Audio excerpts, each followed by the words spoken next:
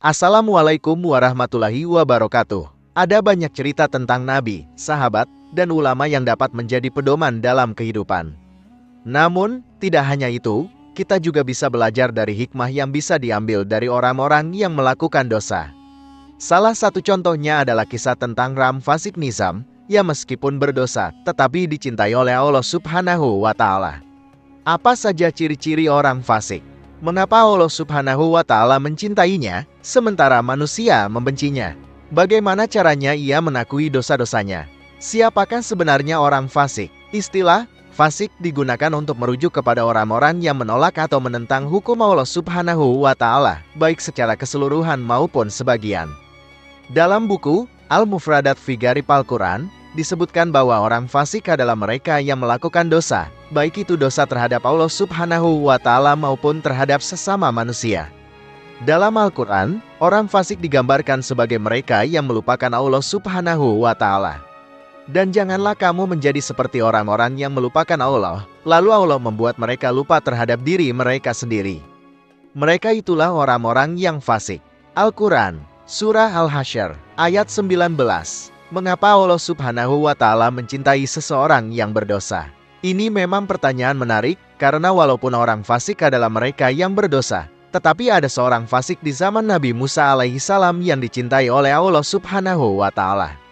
Siapa dia? Dalam kitab Al-Mawaisal Usfuriyah, terdapat kisah seorang fasik di zaman Nabi Musa alaihissalam yang mendapat cinta Allah Subhanahu wa Ta'ala. Saat meninggal, jenazahnya ditemukan di daerah Fulin, tergeletak di tempat sampah tanpa seorang pun yang mengurusnya.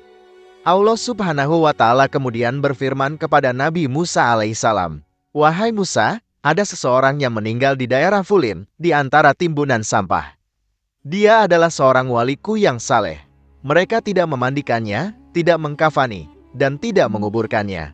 Maka pergilah, mandikanlah dia, kafanilah dia, salatkanlah jenazahnya, dan kuburkanlah dia." Nabi Musa alaihissalam pun segera mendatangi tempat tersebut. Dia bertanya kepada penduduk sekitar mengenai jenazah yang tergeletak di sana. Tidak lupa, dia juga ingin mengetahui alasan mereka tidak mau mengurus jenazah tersebut. Mereka menjelaskan bahwa orang yang meninggal itu adalah seorang fasik. Nabi Musa alaihissalam melihat jenazah tersebut terbengkalai di antara tumpukan sampah. Kemudian Nabi Musa alaihissalam berdoa kepada Allah Subhanahu wa Ta'ala, "Engkau memerintahkan padaku untuk mengubur dan mensalati jenazahnya, sedangkan kaumnya bersaksi tentang kejahatannya. Namun, engkau lebih mengetahui daripada mereka, dengan segala pujian dan celaan." Allah Subhanahu wa Ta'ala kemudian menjawab, "Wahai Musa, apa yang dikatakan oleh kaumnya tentang kejahatan perilakunya memang benar. Namun, saat ajalnya tiba, dia memohon pertolongan kepadaku. Dengan 3 perkara, jika semua orang yang berdosa memohon kepadaku dengan 3 hal tersebut, pasti aku akan mengabulkan permohonan mereka.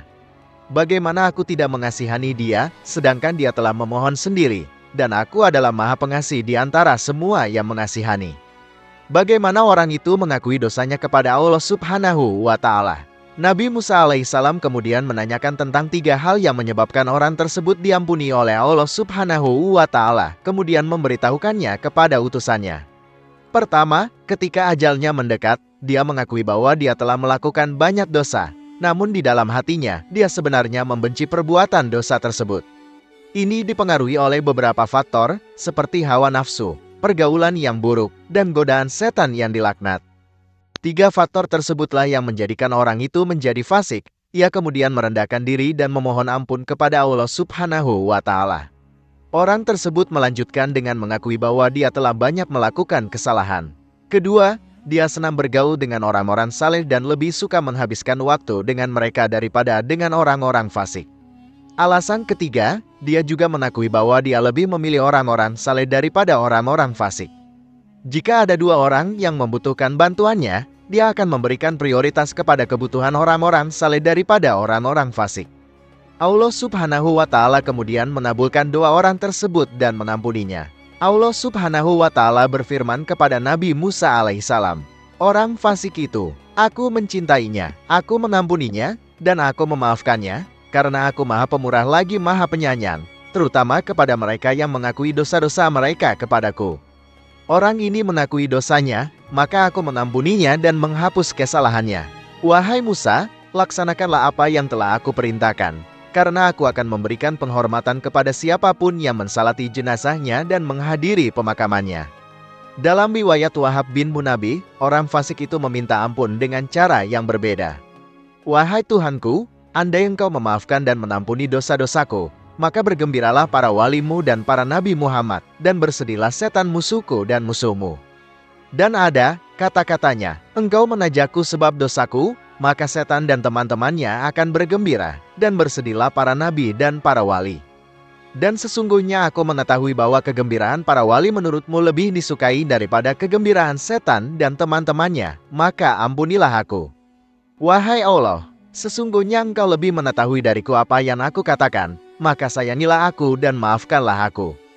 Nah, sahabat beriman, itulah kisah seorang fasik yang dicintai Allah Subhanahu wa Ta'ala.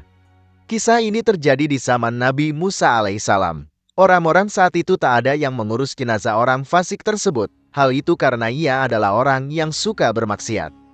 Namun, di akhir hayatnya, ia mengakui dosa-dosanya dan meminta ampun. Oleh sebab itu, ia diampuni oleh Allah Subhanahu wa Ta'ala. Lalu, dia memutus Nabi Musa alaihissalam untuk mengurus jenazah orang itu. Kisah ini memberikan pelajaran bahwa ampunan Allah Subhanahu wa Ta'ala begitu luas bagi hambanya yang bertaubat. Hal ini sesuai firman-Nya dalam Al-Quran.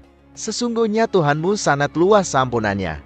Quran, Surah An-Najm, ayat 32. Demikian pembahasan kali ini. Semoga bisa bermanfaat untuk kita semua. Amin ya Rabbal Alamin. Jika kamu memiliki pendapat terkait pembahasan kali ini, tulis pendapat kamu di kolom komentar di bawah ya. Terima kasih telah menonton video ini. Jika kamu menyukai konten ini, jangan lupa untuk like, share, dan subscribe ya. Terima kasih dan sampai jumpa dalam video berikutnya.